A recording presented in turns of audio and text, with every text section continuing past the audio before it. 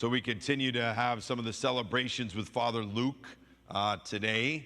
He'll be celebrating his Mass of Thanksgiving here at Our Lady of Peace at 11 o'clock, the 11 o'clock Mass. There'll be a light reception right afterwards in the back of church. He'll be giving out his first blessings. That's a tradition to receive those first blessings from a priest. So if you're able to come back around noon or 12:15, it'd be great to see you. But you know, in the time with Father Luke and even with our parish in these last couple weeks, there's been a lot of liturgical focus and planning going on. We had our confirmation a week ago Thursday, the ordination to the priesthood down at St. Peter's, then that next day, that Friday.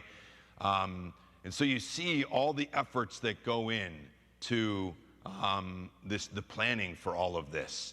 And then, of course, remembering back when I was going through those couple weeks after ordination, transitioning from your formation to now your first assignment. I had about 2 weeks. We were doing the ordinations in September. But part of the tradition is to go back to the places that were significant as part of your formation and offer masses of thanksgiving there. So in those couple weeks between my ordination and then my starting and my first assignment was down at St. Jude's as the parochial vicar.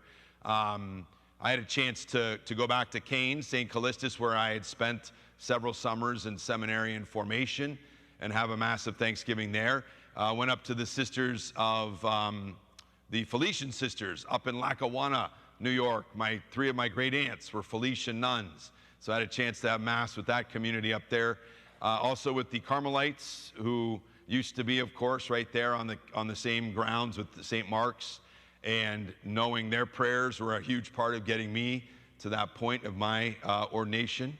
And also got to go back to Notre Dame the weekend before I started my assignment at St. Jude's. Had a chance to go back for a football game and have Mass right there in the Basilica to thank God for the impact that, you know, my time there had on my vocation. So appreciating Father Luke, seeing that, you know, him doing a lot of that running around. We're grateful to have him here today and last night for the Holy Hour.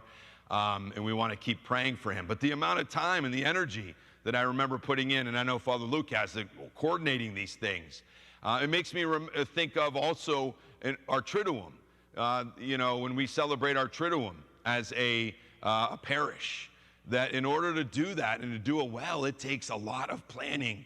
You know, we have the traditional Palm Sunday meeting with our team, including Brian, our clergy, our lead ministry heads in the different areas, and we just sit down on Sunday afternoon of Palm Sunday, and usually about 2.5 hours, we just go through the three rituals to make sure we're on the same page and we're coordinated. And that doesn't include the practices with the altar servers, all the extra time the musicians put in, the liturgy committee meetings, you know, all of that stuff to prepare our celebrations, and certainly those special 3 days. So I guess part of this is just a gratefulness for our liturgy committee and all the people that are part of that team that put in those hours to allow us to celebrate. And why am I bringing that up? Not only relevant with Father Luke, but I couldn't help but think of that when it came to the readings today. We see two major kind of liturgical celebrations happening. The first reading, they're celebrating they're celebrating a new step in the covenant relationship between God and the people of Israel. This just is what we hear in the moment we heard. Moses is coming down from Mount Sinai where he received those 10 commandments. And now this is the liturgical action that the people and God are committing to living out those principles that are laid out in those 10 commandments, and going to another level with their covenant relationship with God. And what do we see happening? These young men who are selected, did you notice that? To help prepare the sacrifices and to prepare the liturgy. That was going to be the context for which this covenant would be taken to another level. Traditionally, it's believed it probably would have been the, representatives of each of the 12 tribes of Israel, those 12 pillars that were set up with the altar, and very significant. So kind of the priest, so to speak, of that community, helping prepare the sacrifice, the liturgy. And then we jump ahead, and what happens? Who's now helping with the preparations for the Passover?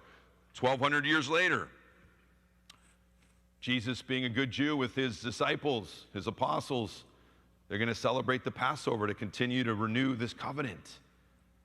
And remember, though, whose blood had been used to express the covenant back in the first reading? The blood of the animals, right? So there's a deficiency there.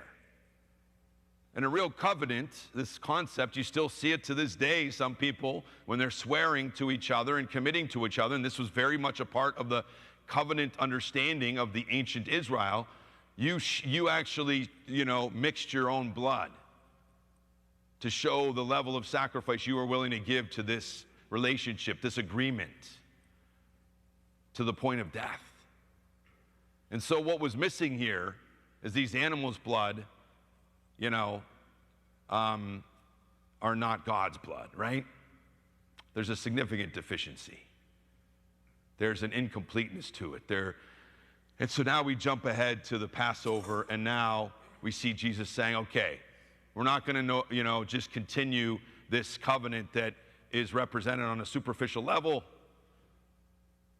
We're going to, God's giving, putting down his blood to be part of this covenant, to take it to another level. And so what was kind of symbolized in that old covenant, the Old Testament, that first reading, a kinship with God symbolized through some exchange of blood and sprinkling of blood, is now being actualized in the blood of the Son of God. That's such a huge difference, and that's what that's what he's trying to get across in that second reading. This is a whole nother level. And so we as Catholics, we say, hey, we don't want to just continue to symbolize that moment that was actualized 2,000 years ago. We actually believe and know that continues to be the blood of Christ that actualizes this kinship with God with us today. We're not content, as are some other Christian communities, to say, hey, we'll just kind of regress back to the Old Covenant, the Old Testament covenant. We'll just do a symbolic gesture. That's not a complete covenant. That's deficient. We say God wants to continue to put his blood down for us now. So he becomes present, body, blood, soul, and divinity, every Mass, and offers his blood. And we are symbolically sprinkled with it through Holy Communion in a significant way. So that's the beauty of our Catholic tradition. That's why we celebrate the solemnity of the most holy body and blood of Christ, because that's the God we worship.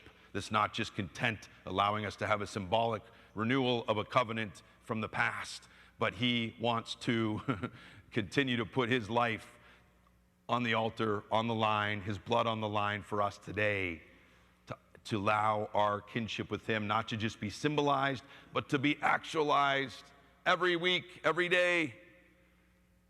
And so hopefully we gather here today to say, hey, we as the Church of God, the Catholic community of Our Lady of Peace, we come here in those words, if I may paraphrase from Joshua, that he would say at a different part of the Old Testament. As for me and my household, as for me and my household, my spiritual family of Our Lady of Peace, we choose the actualization, the actual kinship with God. We don't choose the symbolic kinship with God. We choose that actual relationship with the very body and blood of Christ. And we are changed forever because of it.